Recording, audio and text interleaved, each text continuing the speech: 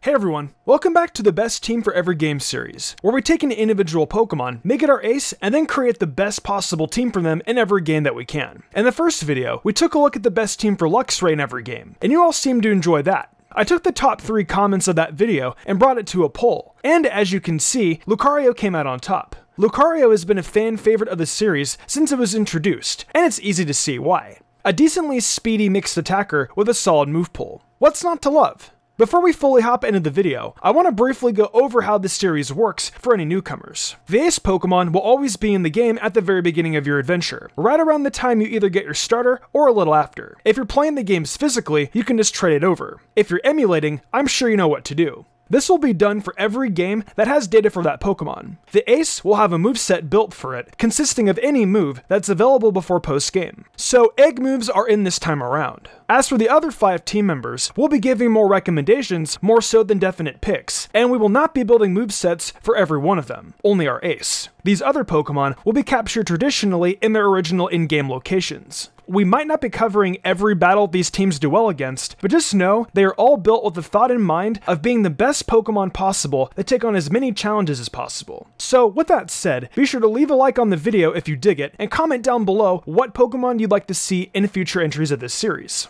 I want to give a big thanks to today's sponsor, Raid Shadow Legends. Raid Shadow Legends truly is the first game to bring a console-level experience to your favorite devices. They've set the bar so high. Be sure to use my QR code or links below to download Raid yourself to your mobile phone or PC. I have been playing Raid for a bit now, and recently I've been using a combo of Abyss and Manaya, and that's allowed me to constantly keep my team in great health thanks to the latter, and debuff my enemies with the former. Abyss is a PvP goddess that uses AoE debuffs, with her third skill hitting enemies harder the higher their attack and defense. The bigger they are, the harder they fall, right? As for Manaya, sure she is useful by keeping your team protected often, and she essentially lives forever, but her design is just plain cool. What I like about this game the most is just how many choices you have. Summoning new champions at the portal with no shortage of different ones to recruit and add to your team.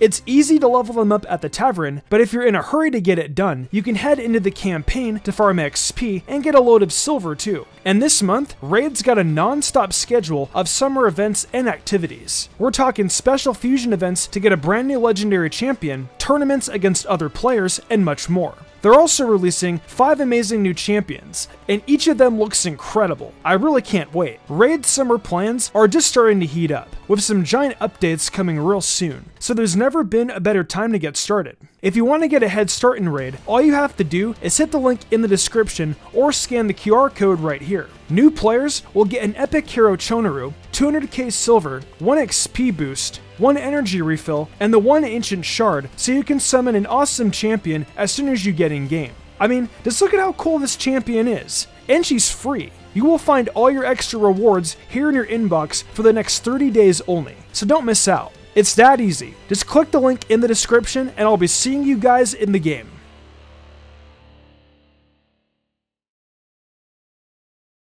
Starting off in Sinnoh, Lucario's moveset will consist of High Jump Kick, Blaze Kick, Thunder Punch, and Ice Punch. High Jump Kick will be your main option of choice here, with Blaze Kick supporting against battles such as Gardenia and Aaron. Thunder Punch is really here specifically for Crasher Wake, who has a Gyarados, which you otherwise lack any strong options for, making this invaluable for this particular fight. Finally, Ice Punch will be helpful mostly when you get to the Elite Four, for battles such as Bertha and Cynthia's Garchomp and Togekiss. Overall, Lucario only struggles against a couple fights in these games, being Fantina and Lucian, which we can bring enough counterplay for on our supporting members.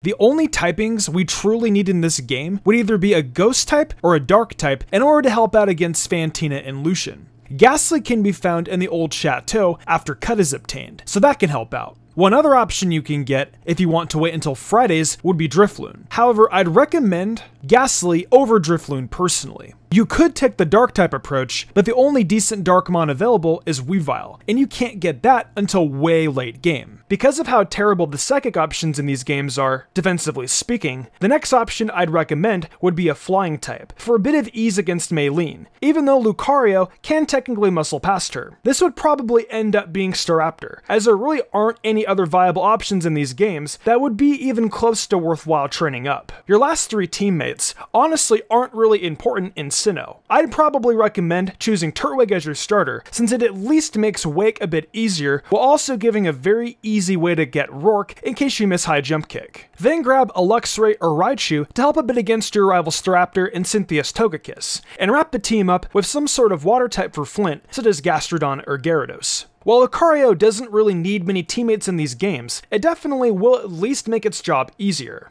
Moving over to Johto, we start our journey once again with the same moveset of High Jump Kick, Blaze Kick, Thunder Punch, and Ice Punch. This moveset will really only struggle against Morty, Will, Koga, Janine, and Sabrina. Overall, you'll probably notice a common trend by the way of this moveset being ideal for Lucario, which mostly comes down to just how well-rounded the coverage is, since Thunder Punch and Ice Punch handle most Pokemon on their own. This moveset will once again cover a majority of bosses though, with High Jump Kick being your primary stab of choice, with the other three options patching up matchups such as Bugsy, Claire, Lance, Misty, and Blue. If you take on Misty before Janine, you can acquire Psychic from Saffron City however, which will at the bare minimum be useful against Janine. However, this comes at the cost of lacking Thunder Punch for Blue's Gyarados, since Blue has to be your last gym battle in these games.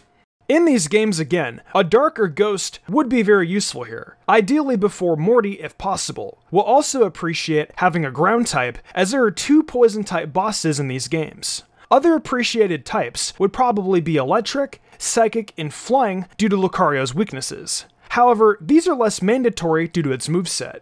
Sadly, we actually lack any Ghosts besides Ghastly before our Morty fight. And Ghastly, even if you've obtained Gengar by now, will not have any strong Ghost attack for this battle. This means we now actually need a normal type, which our strongest option would easily be Miltank. While you have other options such as Pidgeotto and Noctowl, Miltank having natural recovery through Milk Drink is vital to making this fight easier, since it will be a long one. We still do need a Dark type for the E4 though, which while Tyranitar is the clear choice here on paper, you will sadly still be using a Pupitar by this point, which leaves you with Houndoom or Weavile. As for Ground-type Pokemon, if you go with Houndoom, I recommend you go with Mamoswine in this slot, but otherwise I'd recommend Donphan or Golem. Rhyperior is still an option, however you're encountering it in either the Safari Zone or Victory Road, making it the most inconvenient of these. If you didn't go with Miltank, your Flying will probably be covered by Pidgeot or Noctowl. However, the strongest flying type might be Xatu, due to the fact it's one of the only birds that will resist Chuck, meanwhile also helping against your poison matchup as well. Finally, we need an electric type, which I'd recommend Ampharos or Lantern here due to their natural bulk, which will be helpful against battles such as Misty and a part of Blue and Red's teams. Coming over to Unova, we'll be going with the signature High Jump Kick, Blaze Kick, Ice Punch, Thunder Punch. In the original games, this moveset will help against every gym leader in the region, with your worst matchup being Elesa, who you still have Ice Punch for her AC Mulga and High Jump Kick for the rest. You'll struggle a bit against most of the Elite Four members, but nothing we can't subsidize with a bit of preparation.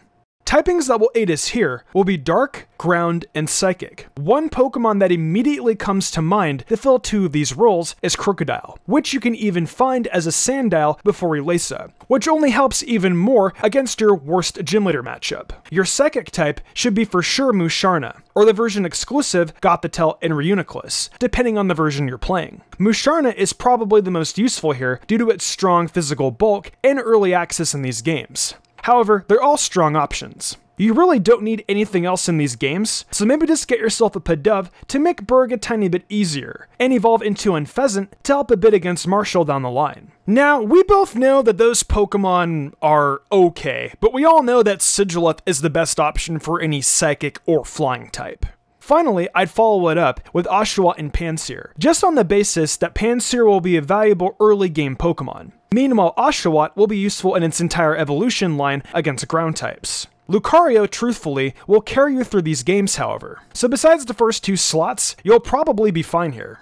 As far as the sequels go, your 3 moves will be High Jump Kick, Ice Punch, Thunder Punch, and with the change from Blaze Kick to Zen Headbutt. This change mostly comes in order to make your battle against Roxy in these games easier, as she's a very early game poison type gym leader. You'll now struggle a bit against Berg, however this can easily be supplemented by a supporting fire or flying type, since there are so many in the sequels very early on. Lucario in these games will still very much appreciate the Crocodile and Psychic choice among Musharna, Reuniclus, Sigilith, and Gothitelle. Any other options would be wasteful, as these will carry through so many important gym battles and Elite Four matches in the story. Overall, you'll want to replace your 3 other Pokemon, however, since you'll actually care about other boss battles in these games for supporting Pokemon due to how Berg now being an issue and the addition of Marlin as well, who has a very bulky team that you just can't simply Thunder Punch with Lucario. Firstly, you can grab a Growlithe in Verbank Complex in order to make Berg's entire gym a breeze, since nothing on his roster besides Dwebble will do any real damage to it. But Dwebble won't be an issue for Lucario if you're able to evolve your Riolu into one by that point in time. For your starter, I believe Snivy is the best choice. It is the most useful grass type you can get for the Marlin battle, and while an electric type is an option, Caracosta will go down a lot easier to a grass type. As for water types, I could recommend Jellicent or Vaporeon mainly.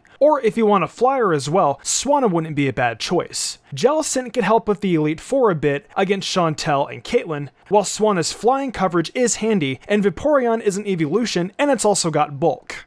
We're finally in a region where our steel typing actually matters, being the Kalos region. For our moveset here, we'll be going with Blaze Kick, Bullet Punch, High Jump Kick, and Ice Punch. The first 3 moves will be vital to your early game success, with Ice Punch purely being useful against Drasna and some of Diantha's team. If you don't want to risk accuracy against Ramosto, you can definitely still use Ice Punch instead of Blaze Kick there as well. But you'll still want both at least, since Blaze Kick is going to be your out to Viola's team.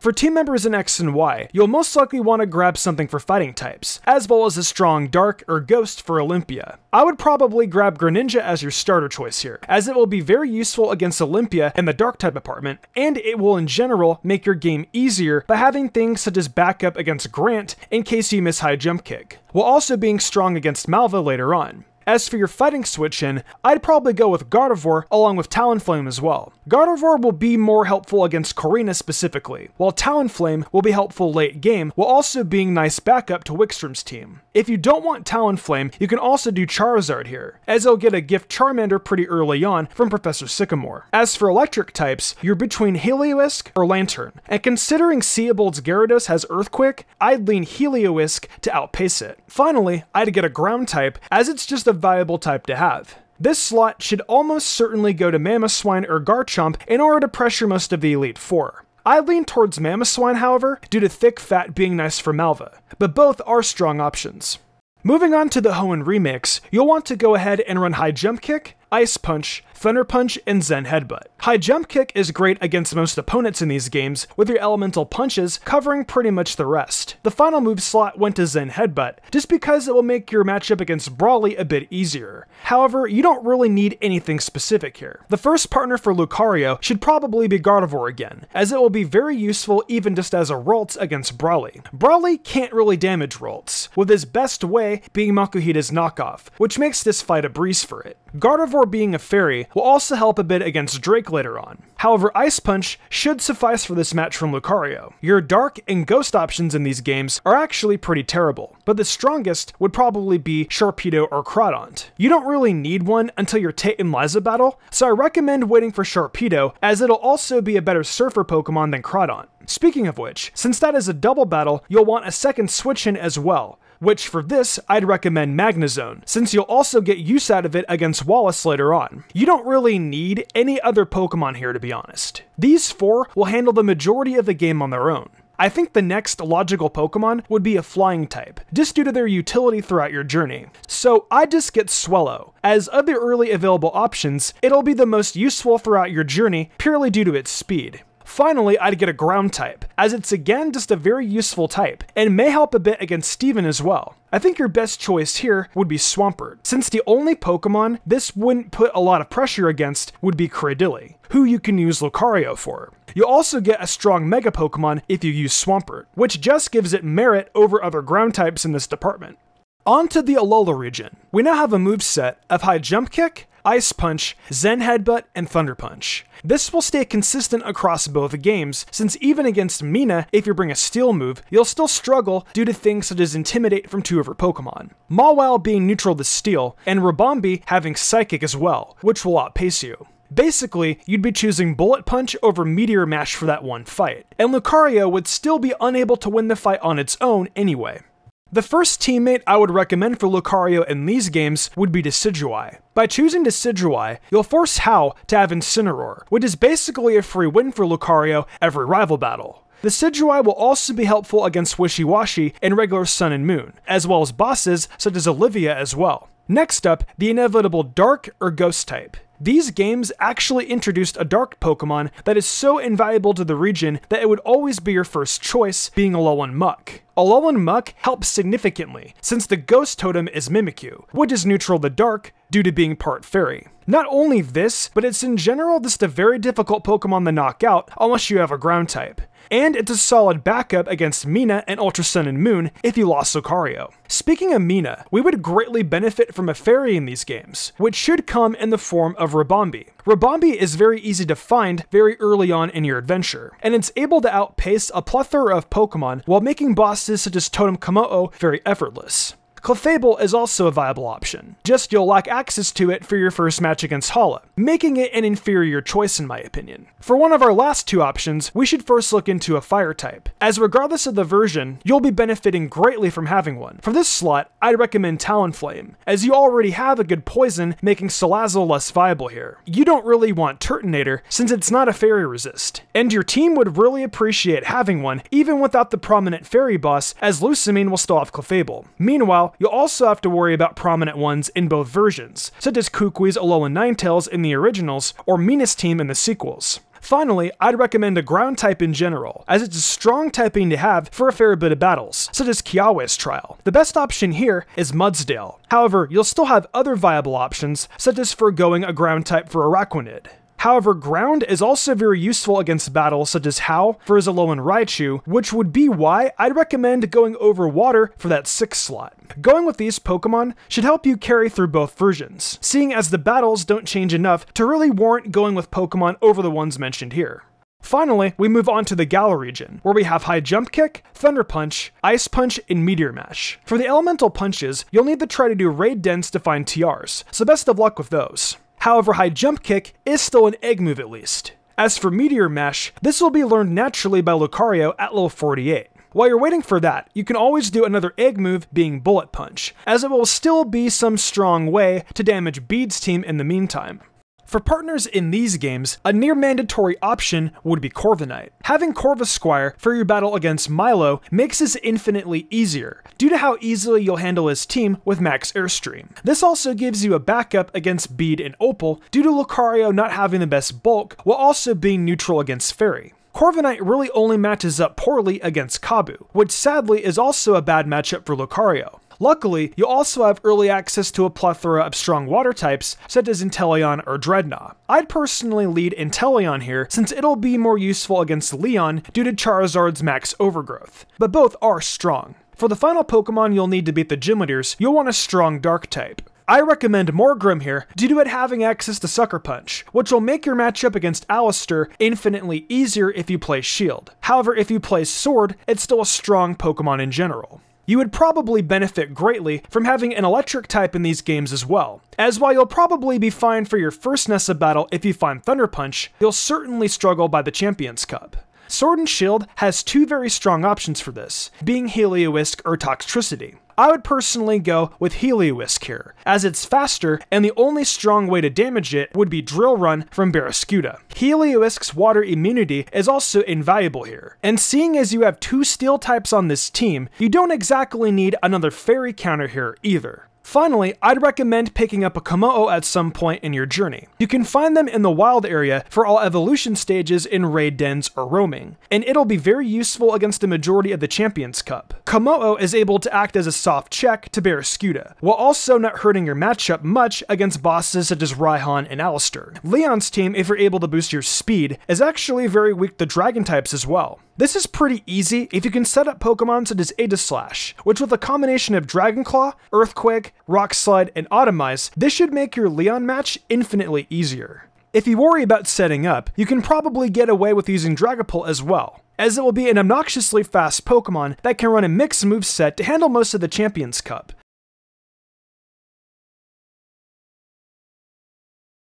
Well, that wraps up all the best teams for Lucario. Tell me, what did you guys think about these teams? Would you use any of them? Definitely let me know down below. Also, let's hit that 2K like goal. It shows me you guys like the series and definitely want more. I had a lot of fun creating these teams, and this is something I want to do again for sure. Remember to leave what Pokemon you want to see next below. Whatever 3 Pokemon have the highest upvotes, we will take those over to a community poll for one more battle. Hey, welcome to my new outro. A big thank you to everyone for watching the video. I want to give a huge thanks to my phenomenal team, and for the amazing art done each week by Danny the Demon. I couldn't do all this without them. If y'all enjoyed the video and want to see more content like this, be sure to leave a like, subscribe, and hit that notification bell. Be sure to leave a comment too. It really helps us out. I have a brand new TikTok for Mystic Umbreon, and I've got a goal to get the 10K followers over there. If we can hit that goal, I'm going to pick a random video suggested to me by you guys and do it. So go over there and leave a follow. Also over on MysticSage in the month of July, I will be uploading 1 video a day. We've got content from My Hero to Demon Slayer to Black Clover. So come over to check it out. And also check out MysticSage on TikTok. Finally, I've got an Amazon store where we sell tons of Pokemon and anime products. I think I'm gonna wrap this up though. I'm Mystic Umbreon, and I'll see you next time with some more amazing Pokemon content.